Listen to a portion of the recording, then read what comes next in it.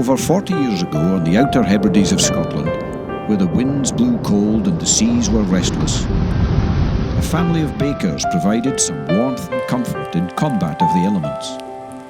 Campbell, his wife Margaret, and their children Carol, Ronald and Lewis began a journey which in the years to come would provide everyone with a little taste of Scotland at its best. The taste of Maclean's baking. From the start, the family's love for baking was evident. Using only the best quality, locally sourced and fresh ingredients, their passion shone through. It was a small business, we were all under the one roof. Always wanted to be in the bakery, loved it. I always wanted to be a baker, ever since I was a wee boy, all I wanted to do. It was this instinct to bake that in 1978 brought the family to the mainland, to Forres, a town steeped in history and tradition. The perfect location for the perfect taste.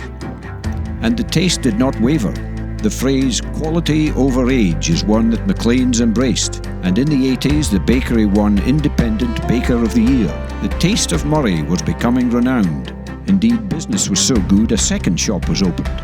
We only had 15 staff then. Started part-time just after school, and then when I left school I started full-time on YTS scheme, as it was called then. It was a nice atmosphere to work in.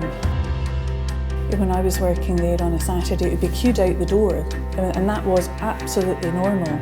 As the years went by, Maclean's continued to grow and win awards. Margaret became the First Lady President of Scottish Bakers in 1991, and the family continued to work hard, producing a high-quality, flavoursome and delicious range of breads. And it was not only breads that made Maclean special. 1994 marked the start of biscuit making. I think a lot of things make Maclean special. The freshness of the product, the quality. Not necessarily the cheapest way, but the right way. Our staff are everything. We're only as good as our staff. And with those staff in the late 90s, Maclean's began exporting, a move that would account for 1/6 of the annual turnover in years to come. A third of the business is export, quite a lot.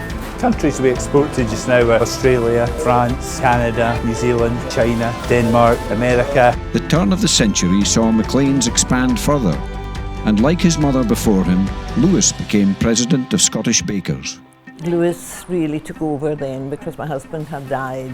We built the bakery and it went from strength to strength. Now with 5 shops and over 110 employees, Maclean's continues to produce quality handmade products. I do think of baking all the time, and to reach 40 years is fantastic. Especially in the food industry, it's quite competitive. You're doing really well. Well, I feel fantastic about that. I mean, it is obviously a great achievement. When Lewis said it was 40, I went, gee, have I been here that long? So. From Scotland to the United States and beyond, the world can enjoy a taste of Moray.